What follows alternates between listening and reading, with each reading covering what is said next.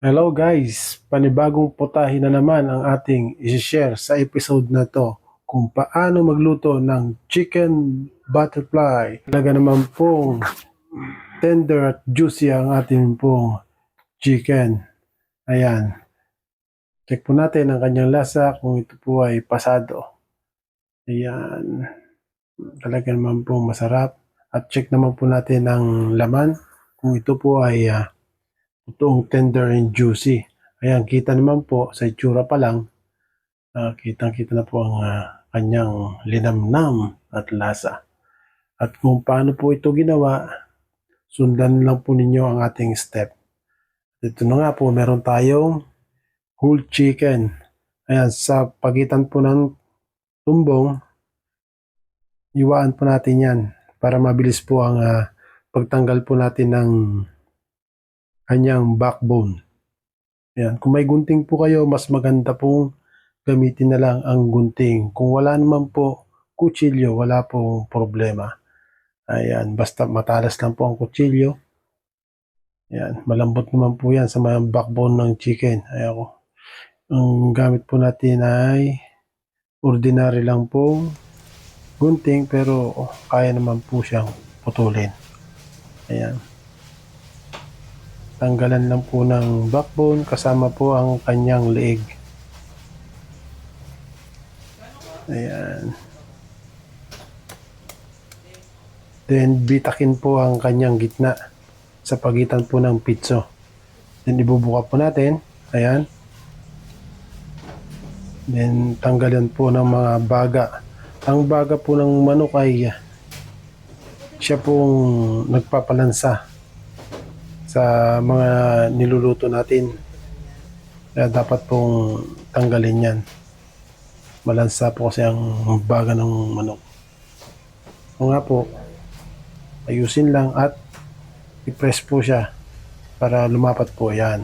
Then set aside po natin, pero hugasan po natin muna.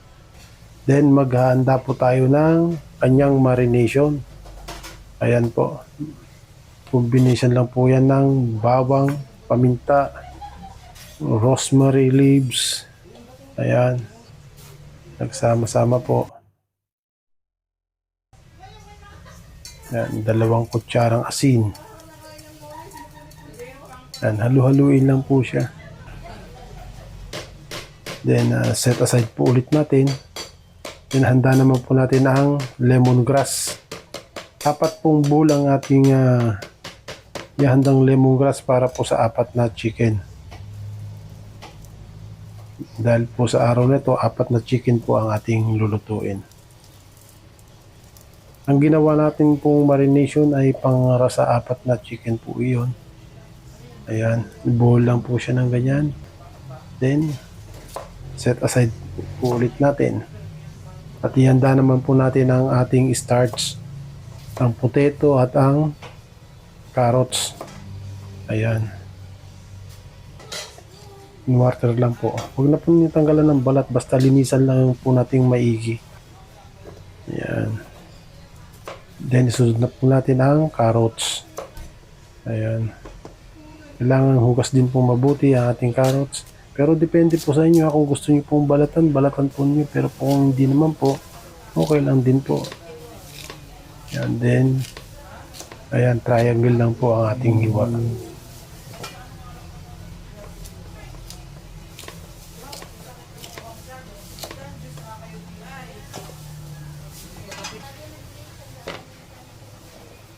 Ayan.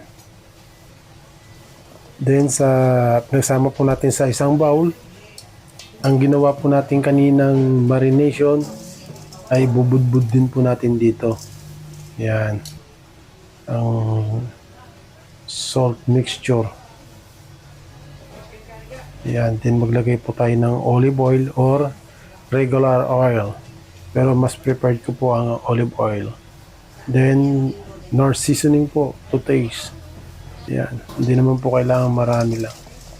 Yan po magsisilbing parang betchin po natin sa ating nilulutong patatas. Napakalinamnam po kasi ng nor seasoning. Yan. Then set aside po natin ulit. Yan, ilagay po natin sa baking pan.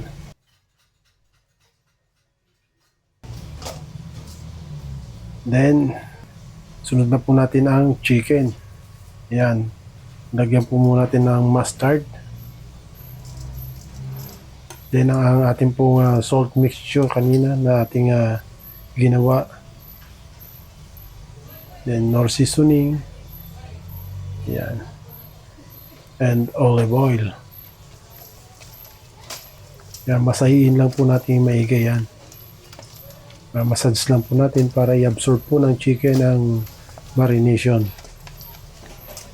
Yung po ginawa nating marination kanina ay para po na po sa 4 na chicken yun. Ayan. Then, pwede na po nating ilagay sa baking pan. Sa ibabaw po ng mga carrots at patatas na ating hiniwa.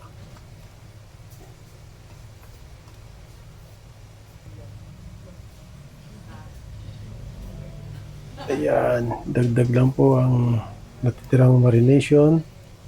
Ayan, then set aside po natin. Marinate po natin ng at least 2 hours. Pero kung magdamag, mas okay po. Then, bago po natin isalang sa oven, ayan, lagyan po ulit natin ng mustard. Ayan, plain mustard po yan. Yan, imamassage po natin sa ibabaw ng ating chicken. Yan, kailangan po ma-accommodate lahat ng parte para maganda po ang kanyang pagkakaluto at pagkaka-brown. Ganun rin po ang lasa. At ito na nga po, binuhol na lemongrass. Yan, lagay lang po natin sa ilalim. Then, pwede na po natin siyang isalang. Nakapag-preheat na po tayo ng ating oven. Ayan, kailangan po naka-preheat na po yan bago po natin isalang ang ating chicken. At ito po ay lulutuin ng 1 oras. Ayan, bali 4 po ang ating chicken na lulutuin. At ito na nga po, pagkaraan po ng 1 oras, ayan na po ang kanyang itsura. Yan, check po natin kung na-reach na po ba ang temperature. Ang required na temperature po nito ay 165 degrees Fahrenheit. Ayan. At ito po ay umabot na po ng 186. So, pwede na po siya, luto na po ang ating chicken. Ayan, kung meron po kayong salamander, pwede nyo rin pong salamander para sa kulay. Kung wala naman ay okay lang po. Ayan na siya. Talagang napakabango at kaakit-akit ang kanyang lasa. At kung nagustuhan po ninyo ang video ito, please subscribe and share po sa ating mga kaibigan na gustong matuto. Maraming salamat po. God bless po sa ating lahat.